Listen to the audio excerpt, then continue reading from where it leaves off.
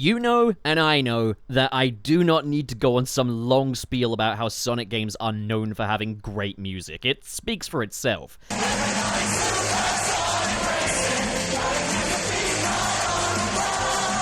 But while the quality of Sonic games have definitely seen an increase post-Frontiers, the music, on the other hand, seems to be backsliding a little. Now, there are certainly exceptions, like Sonic Frontiers' stellar soundtrack, but Sonic Superstars, Sonic Dream Team, Shadow Generations, even Sonic 3 and Knuckles in the year of our Lord 2022 have fallen short in the music department.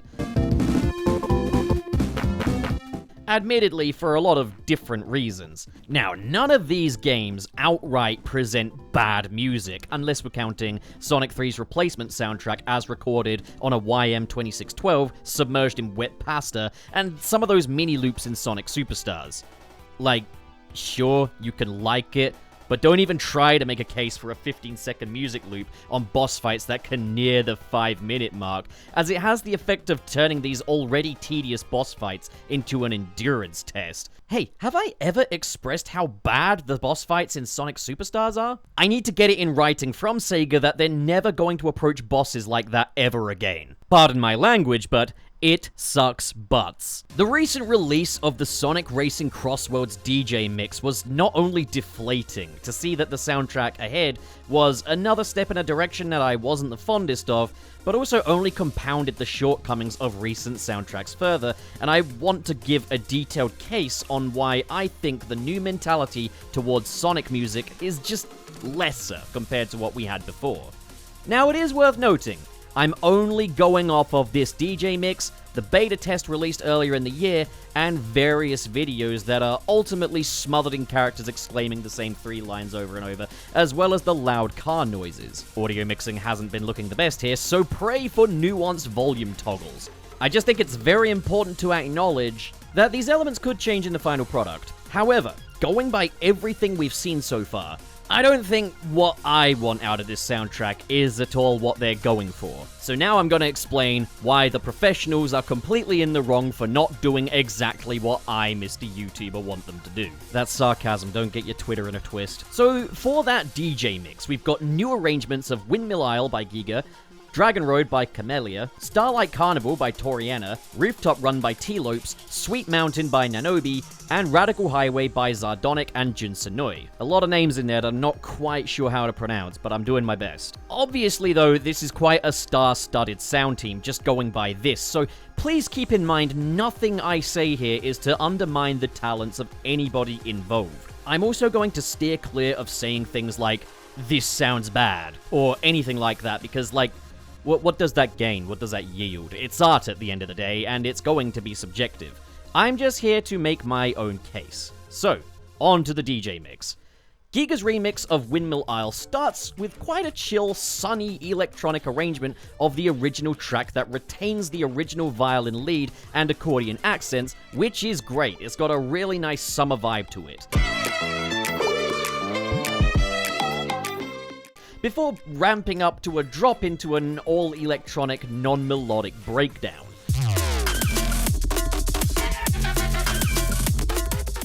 It's traversing many different EDM subgenres in quick succession, which I do enjoy, even including a fun nod to the chiptunes of the 90s.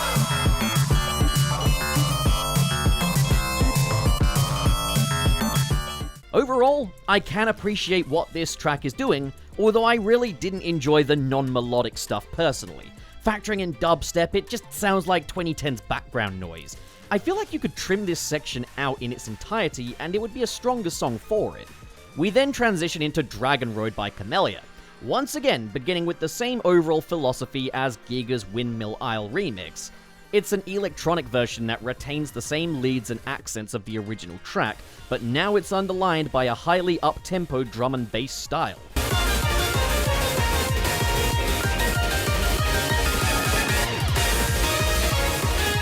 It's all drum machines now, as opposed to the real kits that were used on the originals.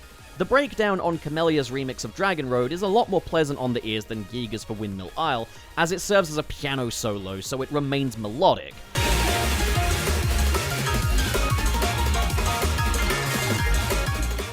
It's an overall strong remix.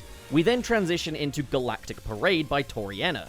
I enjoyed Toriena's contributions to Sonic Superstars, but here we've got another electronic arrangement. This time, entirely electronic, with little nods to 8-bit instrumentation, which mean very little to Sonic, as he was predominantly a 16-bit star in the 90s, despite there being more 8-bit releases than 16-bit, but that doesn't really serve my agenda, so I'm going to strike that from the record immediately. Don't even know why I said it in the first place. This one is incredibly noisy. You've got a lot of super high-frequency buzzsaw stuff going on here,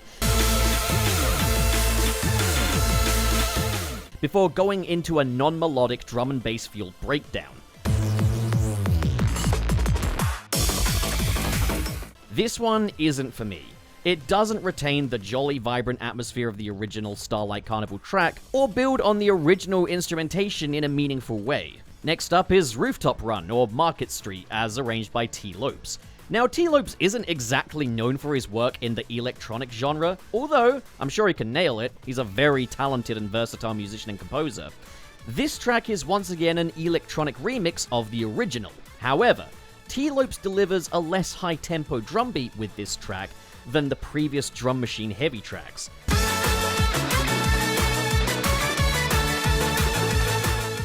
This is good, as it lets the track feel just that bit more playful. It just breathes better. Having an electric guitar paired with the buzzsaw synth as the main instrument gives a nice sense of texture to this track as well. We even get some more real-sounding drums.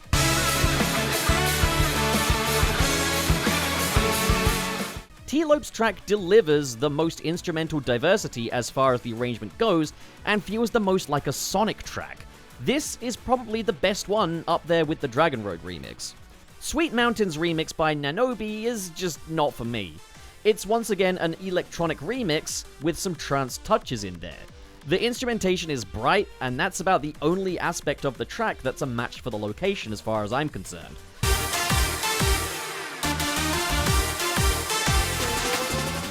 The big, bombastic, brassy sound of the original is absolutely nowhere to be found here. Some piano has been factored in, possibly as a reference to the piano-heavy rearrangements from Sonic Colors Ultimate, but it's very sharp on the ears, sounding a lot more like the iconic Apple Mac era sound, Sosumi, rather than sounding like a nice piano accompaniment. It just sounds like dozens of iMacs all experiencing errors at once. And now, for the 6th time, we have a Radical Highway mix that is more electronically inclined, swapping real drums out for a drum machine yet again. However, this track does at least retain the rock roots of the original track and have a nice high intensity to it. So it's exactly the same as the ones from Shadow Generations, basically. Every single one of these Radical Highway remixes does the same damn thing. How about a jazz remix or something? Change it up.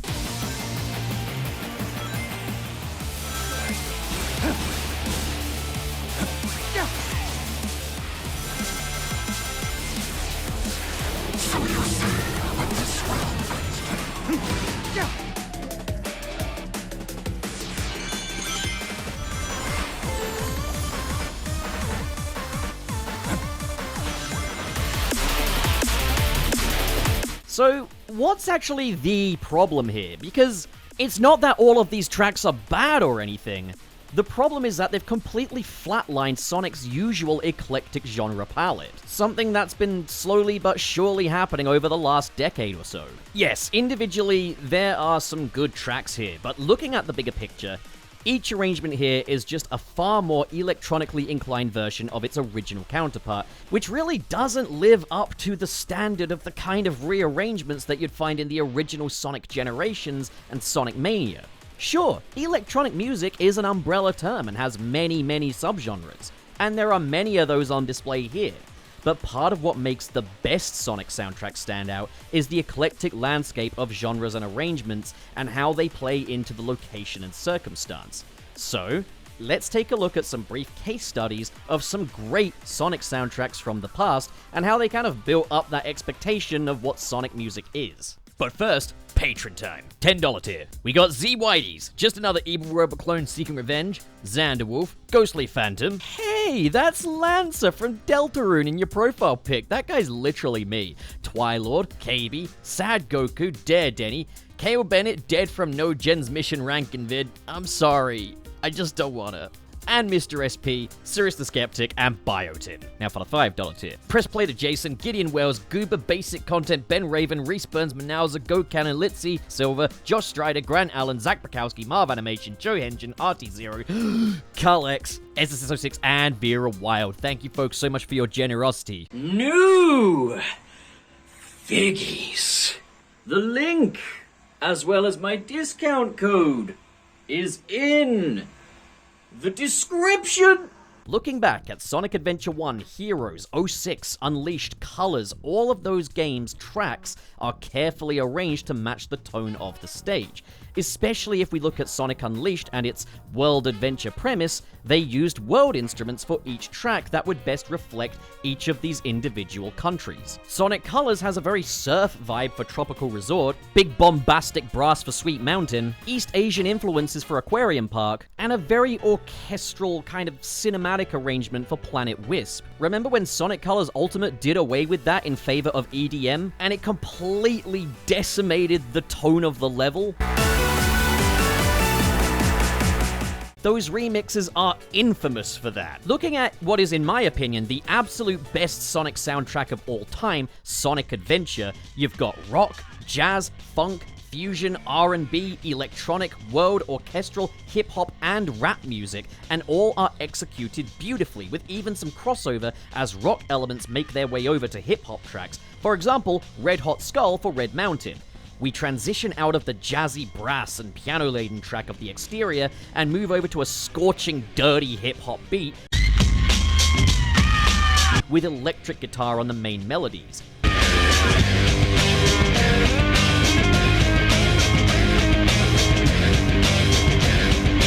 Mechanical Resonance for Final Egg is just pure hot rock funk fusion, and it's just a joy to listen to.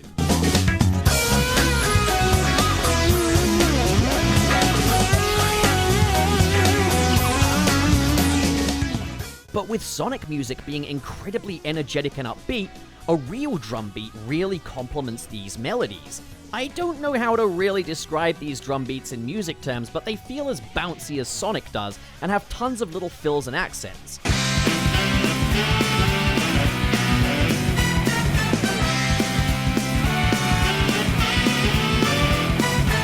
They're so multi-layered and nuanced. The drums usually conform more to funk styling than they do rock styling in Sonic Adventure 1, and the classic Mega Drive Sonic tracks were the same. Sonic Adventure 1's soundtrack being the most faithful reinterpretation of those tracks, up until the release of Sonic Mania when T. Lopes was brought on board, and I think T. Lopes has an unrivaled understanding of how those Mega Drive tracks were meant to sound. We'll come back to these in a bit though. Sonic Adventure 2 was the first game to kind of move away from the established format, where the music was very location dependent, instead giving each character their own music style. For example, Sonic has bright upbeat rock tracks, sometimes accompanied by brass. Tails has heavier rock tracks that often have synth leads. Also worth noting that across both adventure games, the sitar would usually characterize Tails' music, and I'm not sure why they abandoned that. Probably to make way for more electronic! Although under the circumstances of Sonic Frontiers, I think it works. Knuckles gets rap music, Rouge gets lounge music, and so it goes. That said, the music is still very much designed to meet the story circumstances and general tone. A great example is, you've got an alt-rock track for Sonic's Green Forest with a bombastic syncopated drum beat to match the chaotic nature of this race against the clock. The island is about to explode and the stakes are high, but Sonic as always carries himself with confidence and a cheeky attitude, and the melody fits with its grungy guitar lead. Or when he's escaping Prison Island and the whole song is just a very upbeat major key track accompanied with brass instruments, as if to say, you can't keep this hedgehog down and the world is rooting for him. Sonic Forces would kinda revisit this format while dialing the energy way up and contextual influence down a tad. Sonic stages are usually accompanied by rock music with a buzzsaw synth lead, the Avatar is usually accompanied by EDM vocal tracks, and classic Sonic's music is recorded via the original YM2612 sound chip for an authentic Sega Mega Drive sound, even if it's using some bizarre sound bank choices. The problem here is certainly for modern Sonic, the music can definitely get a bit samey, only really changing the genre up very rarely for tracks like, say, the Indoor Chemical Plant stage, which goes for a bit more of a funk-inclined track.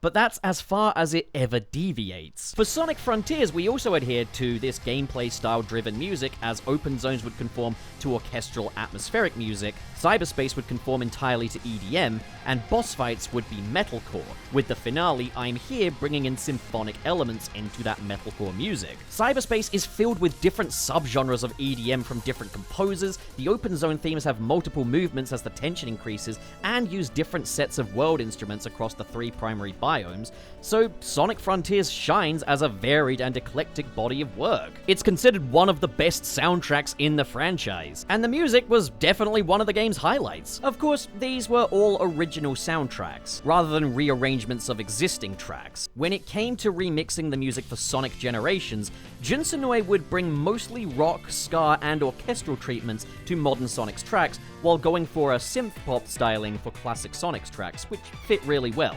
No idea why he couldn't use that same mentality for Sonic Superstars and just had to bust out the same vacuum VST used on Sonic 4 Episode 2, which was never well received in the first place. So I was pretty disappointed by the approach to the music in Shadow Generations. When I think Shadow, I tend to think hard rock, grunge, maybe some electronic here and there, but mostly industrial electronic. But listening to Space Colony Arc Act 1, you immediately know what you're in for with most of the remixes. It's similar to the old track, but the drums have been replaced with a drum machine. It's far more electronically inclined across the majority of the remixes.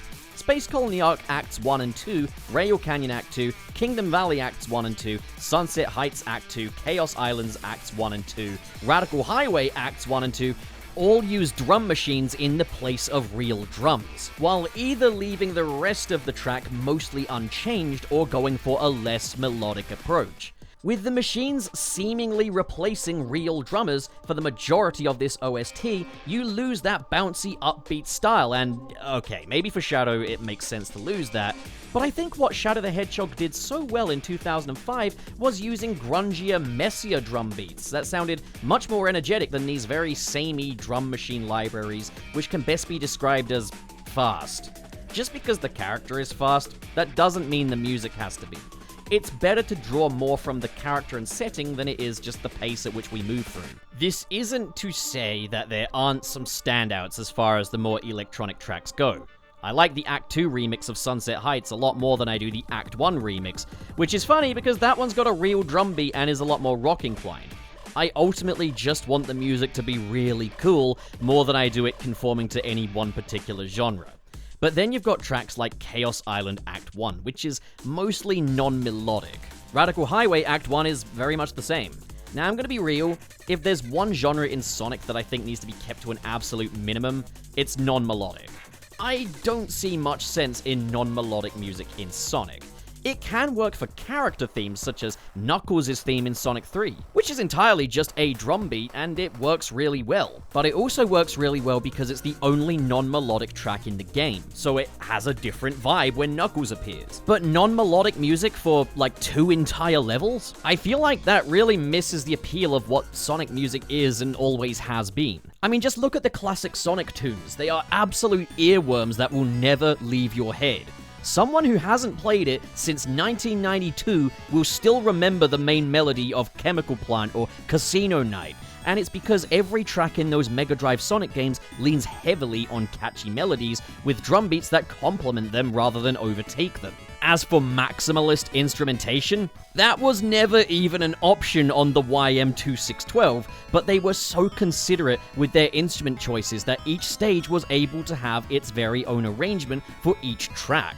Green Hill is a pop song, Marble Zone is a Baroque-influenced ballad, Spring Yard is a funk track. Labyrinth sounds like it's influenced by reggae and jazz, Starlight feels like a glam ballad, Scrap Brain feels like a piece of 90s movie soundtrack, and the special stage theme is a lullaby. Sonic 2's soundtrack has a slightly more militarized vibe for its menu themes to better represent the escalating stakes. They weren't just maximalist synth noise with a drum machine beat layered under it, they were thoughtful melodies with thoughtful instrumentation. I'm not denying the effort that will have gone into the EDM heavy soundtrack of Shadow Generations, but it's just lesser. That being said, less varied and less hummable tracks aren't exclusive to Shadow Generations either. Look at Sonic Superstars with its final boss theme. Can you hum this?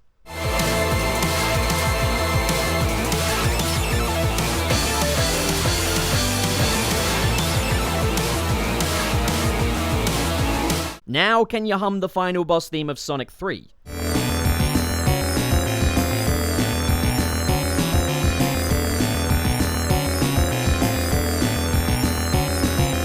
Can you hum the Dragon Fight theme?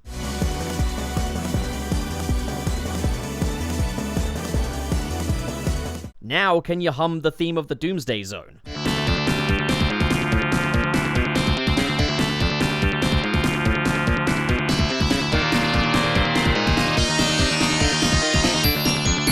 Now, yeah, I am mostly using final boss tracks because those are the ones that aren't really hummable in Sonic Superstars, but those are also what make the fights memorable in Sonic 3 and Knuckles. Music is so important to making these moments memorable, and it's such a night and day difference here. One is chaotic and noisy, the other is memorable.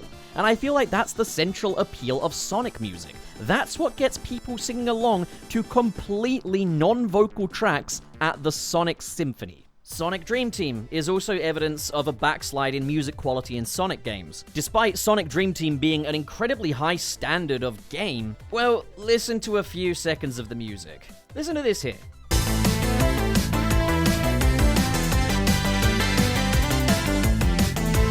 Okay, would you believe me if I told you that this music plays in one of the acts of the final level?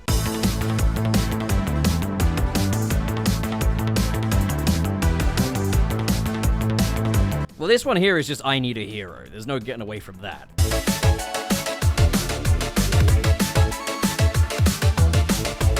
Does that sound like a boss theme to you? It's almost interchangeable because it's only conforming to one singular style. Sure, you can leverage the "it's a mobile game" excuse, but then explain Sonic Runners and its eclectic, high-energy soundtrack full of catchy melodies. I'm not against cohesion between tracks with certain instruments. I complimented the crossover between tracks in Sonic Adventure, and I'm also not against EDM becoming a part of Sonic's music landscape. I loved the cyberspace tracks in Sonic Frontiers, and I sure as hell went through an EDM phase myself in the mid-2010s. But if EDM is just Sonic's signature style now, we're losing a lot with that shift. In the same way we'd lose a lot if Sonic went exclusively rock or exclusively orchestral. In complete fairness, I have mentioned how a lot of Sonic music is often influenced by the gameplay style and plot circumstance in games like Sonic Adventure 2 and Sonic Forces, and, well, with these locations recontextualized as racetracks, maybe it makes sense to rework their genre into one that better fits racing. But let's not discount the arrangements that made these landscapes what they are in the first place, and let's not completely flatline the genres to just one and its subgenres. I do get the sense that the reason Sonic Racing Crossworlds is going for an all-electronic soundtrack is because of EDM's mainstream popularity. Sonic Racing Crossworlds seems to be targeting the most mainstream audience possible. I mean, for fuck's sake, just look at all these high-profile brand collaborations in just this one game. It's practically product placement at this point. I'm looking forward to the Burger King being a playable character in Sonic Frontiers too. But I'm kinda tired of fans of the franchise constantly having to compromise for the general audience's sake. A Knuckles TV series that's mostly dedicated to being a human sitcom. Sonic games having reduced challenge and relying on automation to appease people who can't even engage with the gameplay. And now the music conforming to just the most popular music genre. And if that's the case, should it not all be just Taylor Swift and Sabrina Carpenter adjacent? At what point can we just say, hey, the fans like it for a reason, I'm sure other people will like it for the same reasons. Why don't we believe that the established eclectic approach to Sonic music could win over the modern mainstream audience?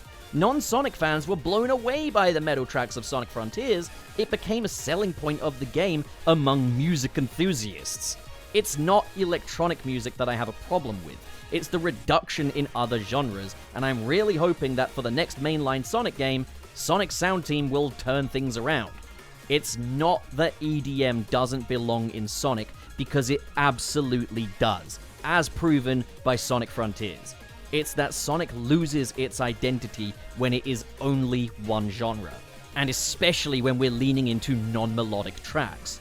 What made Sonic music great was its variety, memorability, and context-driven style, and I'm really hoping we will tap back into that in the future.